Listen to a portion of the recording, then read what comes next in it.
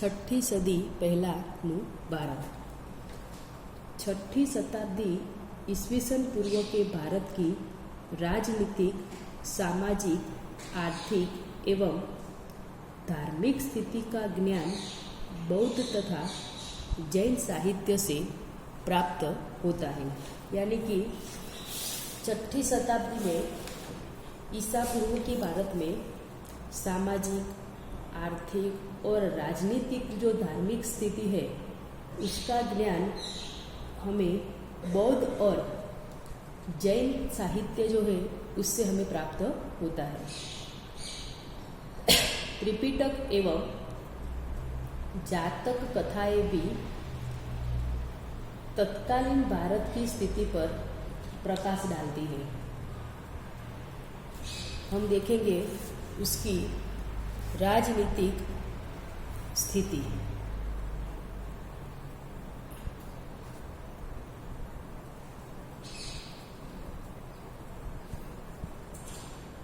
राजनीतिक स्थिति छठी शताब्दी ईस्वीसन पूर्व से चौथी शताब्दी ईस्वीसन पूर्व तक भारत में कोई एक शासक नहीं था। यानी कि चौथी शताब्दी से लेकर छठी शताब्दी तक भारत में कोई एक शासक का शासन नहीं था। राजनीतिक दृष्टि से देश छिन्न भिन्न था और अनेक छोटे छोटे राज्यों में विभक्त था। ये राज्य अपनी शक्ति एवं सीमा की वृद्धि के लिए निरंतर युद्ध किया करते थे। यानी कि ये जो राज्य थे ये राज्य अपनी शक्ति और सीमा की वृद्धि और शक्ति और सीमा का विकास करने के लिए निरंतर युद्ध किया करते थे। इस प्रकार उस समय बड़ी अशांति एवं अराजकता थी। ये राज्य जनपद कहलाते थे। प्रत्येक जनपद अपने समीपवर्ती जनपद पर अधिकार करने के लिए प्रयत्नशील रहता था। इस प्रकार के जनपदों ने धीरे धीरे महाजनपद का रूप धारण कर लिया। इसीलिए यह काल महाजनपद काल या बुद्ध काल के नाम से भी प्रसिद्ध है और इसीलिए इस काल को महाजनपद काल या बुद्ध काल भी कहा जाता है।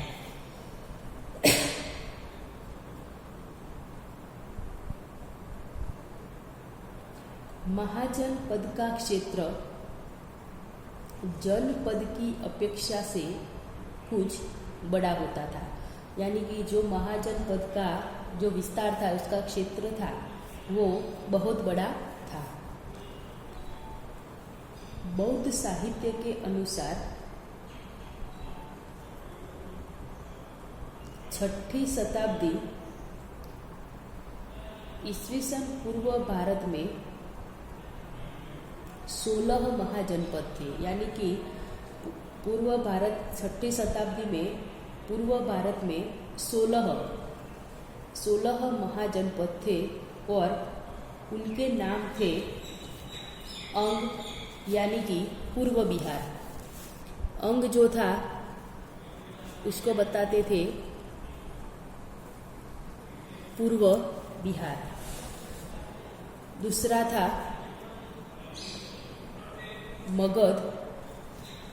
मगध यानी कि दक्षिण बिहार। तीसरा था वज्जी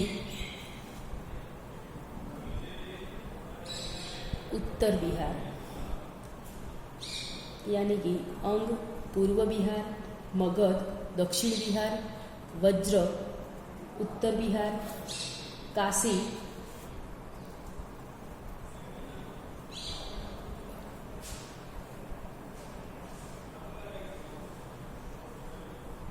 पांचवा था मल्ल, जो गोरखपुर जिले में स्थित है। दूसरा छठवा था सुरसेन, यानी कि मथुरा के समीपवर्ती क्षेत्र। पांचाल, आगे था पांचाल, सातवां नंबर था Panchal. Number 1, number 2, number 3, number 4, number 5, number 6 और 7वें नंबर पर था पांचाल, जो बेरली और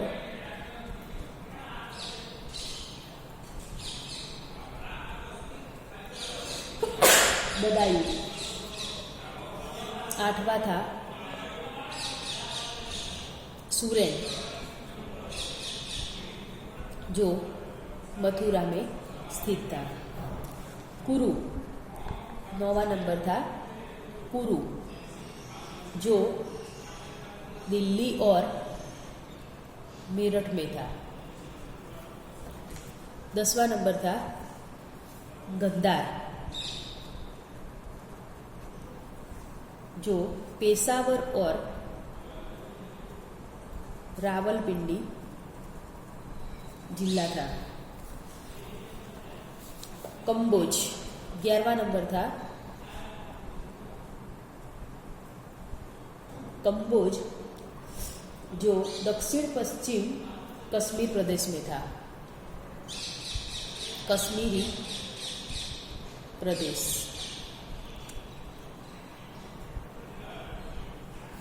वत्स था, वो प्रयाग के समीप में था, प्रयाग के समीप क्षेत्र में था। और 16वां था अस्मक,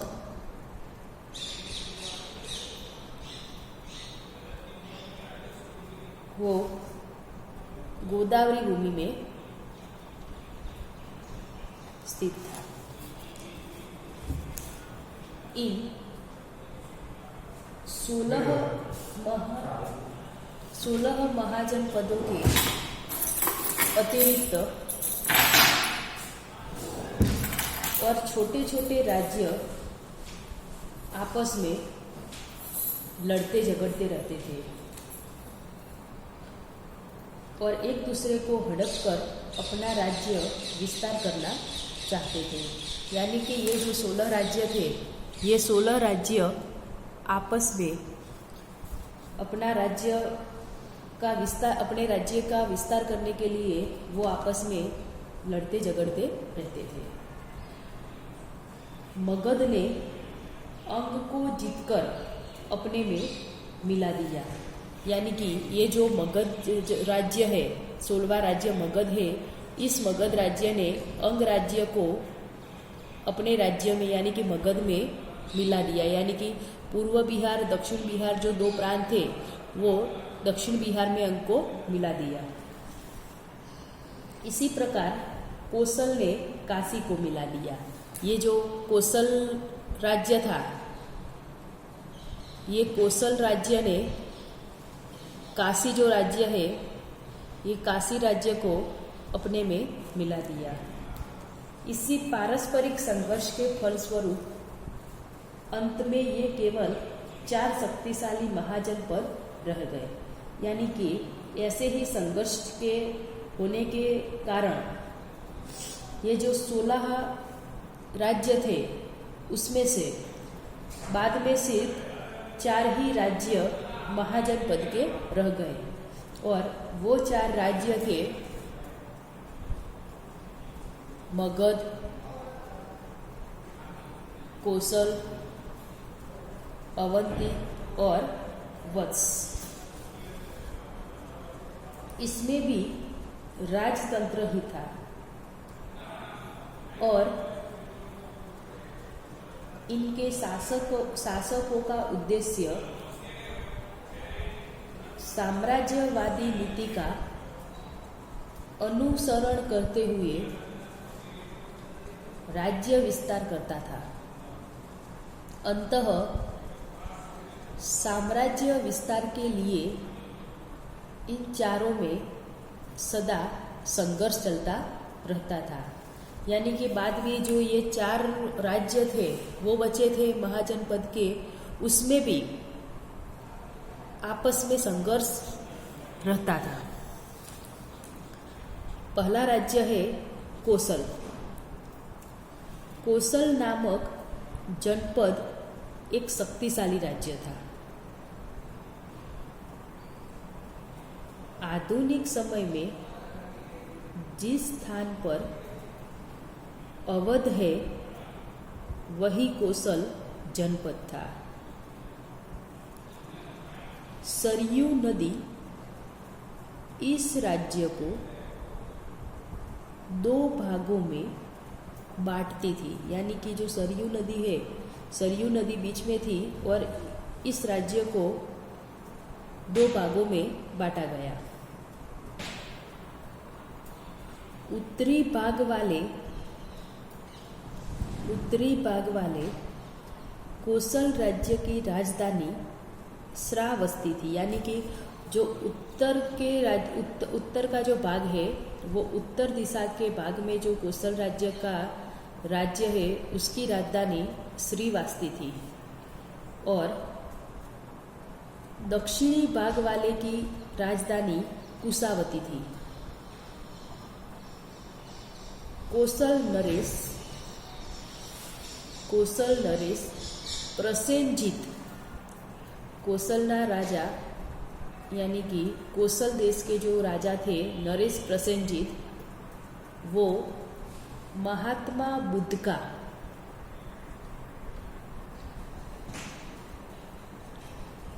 समकालीन था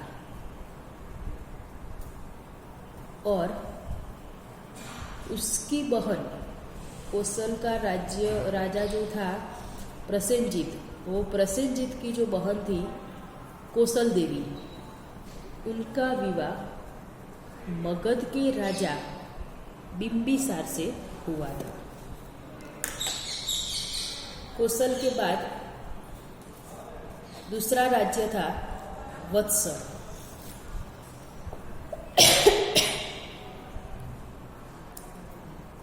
यह राज्य कोसल राज्य के दक्षिण में स्थित था। ये जो वत्स राज्य है वो वत्स राज्य कोसल नामक जो राज्य था उसकी दक्षिण दिशा में यह राज्य स्थित था। इस राज्य की राजधानी कौशाम्बी में थी। वत्स की जो राजधानी थी वो कौशाम्बी में थी, जो प्रयाग यानी कि इलाहाबाद में 40 मील पश्चिम में था। बुद्ध के समय यहाँ का जो राजा था वो उदयन था। यानी कि गौतम बुद्ध के समय यहाँ का जो राजा था वो उदयन था। हमने बताया कि जो कोसल राज्य था, कोसल राज्य का राजा जो था वो नरेश प्रसेनजीत था। बाद में दूसरा राज्य था वत्स, जिसकी राजधानी कौशाम्बी थी और वत्स का जो राजा था वो उदयन राजा था। यानी कि इस राजा का नाम उदयन था।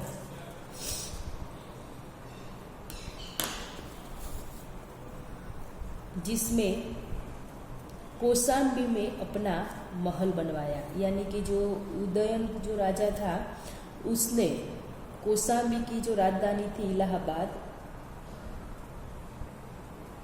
उसमें उदयन ने अपना महल बनवाया। उदयन और मगध के राजा बिंबिसार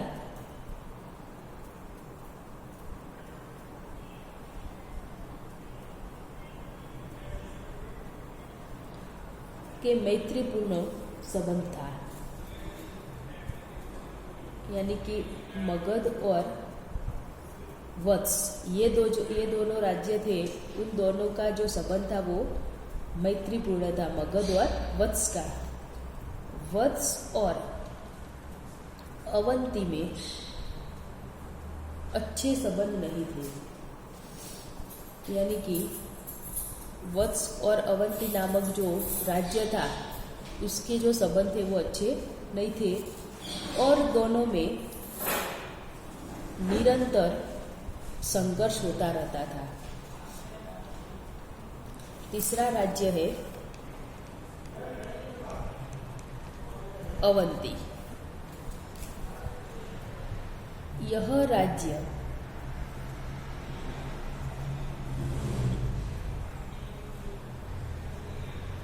वत्स राज्य के दक्षिण में स्थित था।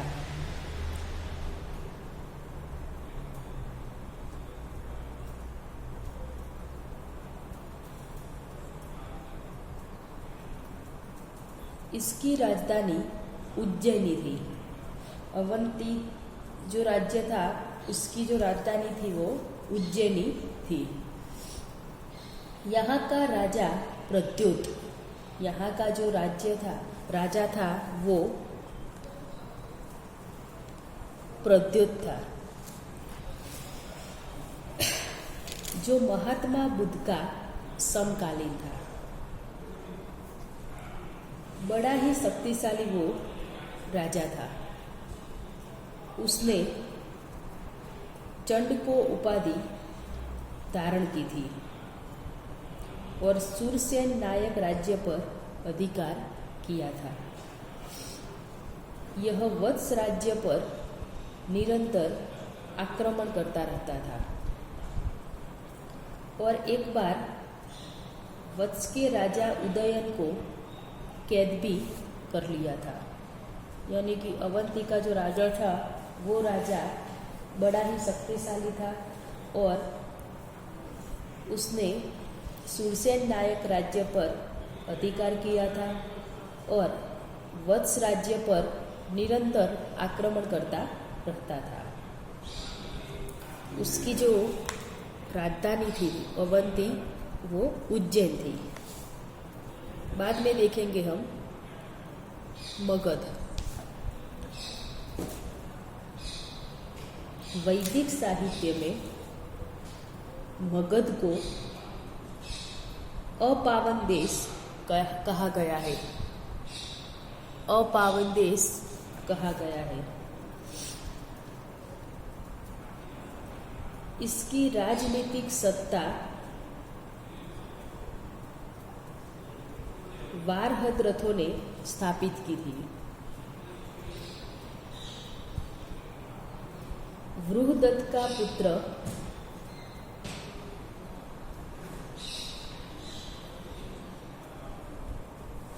इस मगध की जो सत्ता थी वो वारहद्रथों ने स्थापित की थी।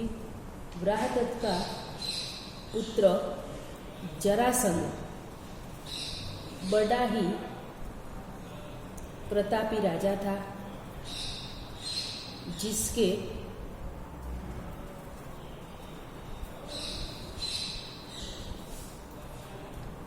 ऐश्वर्य एवं शक्ति का विशद वर्णन महाभारत में है। बृहद्रथों के पश्चाताप हर्यक वंश का शासन चला। मगध का राज्य आधुनिक गया एवं पटना जिलों से मिलकर बना था। इसकी राजधानी राजगृह में थी। यानी कि मगध की जो राजधानी थी वो राजगृह में थी पटना और गया यानी कि बिहार, वह 2 नामों से वो बना था, जो उत्तरी भारत का एक बहुत बड़ा व्यापारी केंद्र था।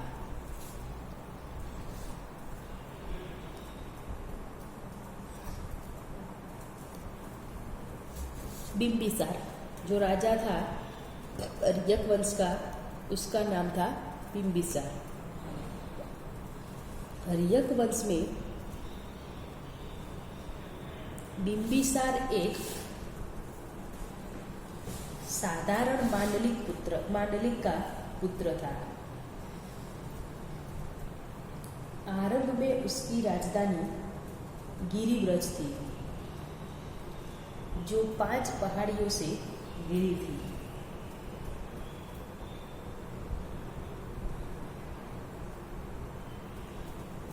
उसके भग्नावशेष आज भी राजगृह की पहाड़ियों में विद्यमान है। बाद में बिंबिसार ने नए राजगृह की स्थापना की, जो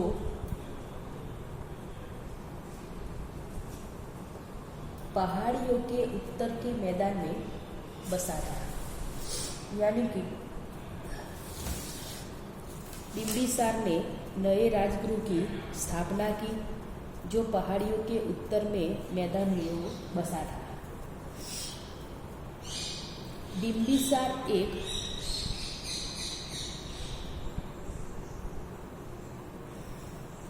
महत्वाकांक्षी शासक तथा सफल योद्धा था। उसने अंग राज्य को जीतकर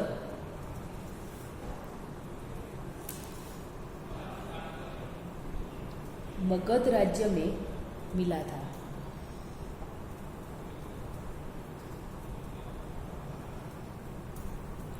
लिच्छवी गणराज्य में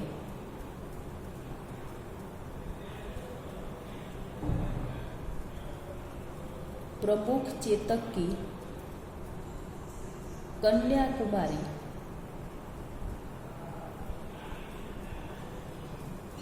चिल्हाना से भी अपना विवाह किया।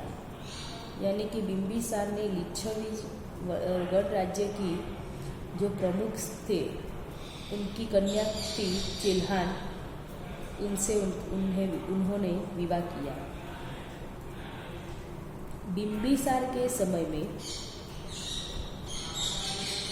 मगध की उन्नति में 4 चांद लग गया। इसी के राज्यकाल में महावीर स्वामी तथा महात्मा बुद्ध ने क्रमशः जैन तथा बौद्ध धर्मों का प्रचार किया। राजगृह पटना से प्राय 65 मील दक्षिण पूर्व में आज भी वर्तमान है। यही कि बुद्धकूट पर्वत पर भगवान बुद्ध ने बिंबिसार को अपना उपदेश दिया था।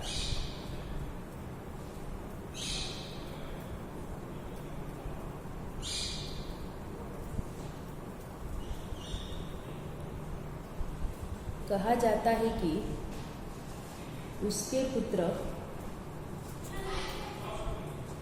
अजातशत्रु ने उसकी हत्या कर राज्य पर अधिकार कर लिया। यानी कि बिंबिसार था, बिंबिसार के पुत्र अजातशत्रु ने बिंबिसार की हत्या करके अपना अधिकार प्राप्त कर लिया।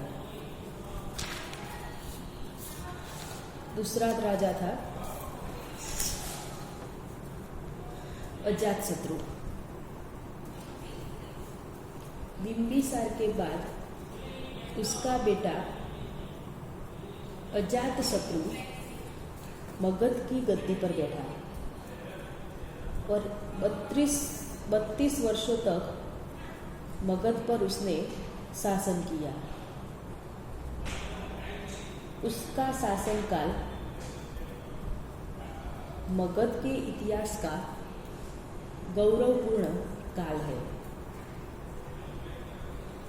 वह अपने पिता की तरह साम्राज्यवादी था।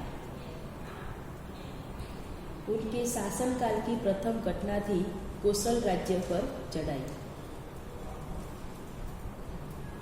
कोसल नरेश प्रसेनजीत ने काशी पर पुनः अधिकार कर लिया था, क्योंकि अजातशत्रु ने अपने पिता की हत्या कर दी थी। क्रुद्ध होकर अजातशत्रु ने कोसल पर चढ़ाई कर दी। विजय लक्ष्मी अजातशत्रु को मिली और प्रसेनजीत ने विवश होकर अपनी पुत्री का विवाह अजातशत्रु से कर दिया तथा काशी पर से अपना राजदंड उठा लिया। काशी मगध राज्य में मिल गया। अजातशत्रु के शासनकाल की दूसरी महत्वपूर्ण घटना थी लिच्छवियों के साथ उसका संघर्ष। लिच्छवियों के महान संघ मगध के उत्तर में पर्वतसा टिका था और मगध के उत्कर्ष के लिए उसका विनाश आवश्यक था। अजातशत्रु ने इसके विरुद्ध लड़ाई छेड़ दी। कूटनीति द्वारा लिच्छवियों में फूट डालकर उन्हें हरा दिया और लिच्छवी गणराज्य का क्षेत्र मगध साम्राज्य में मिला दिया।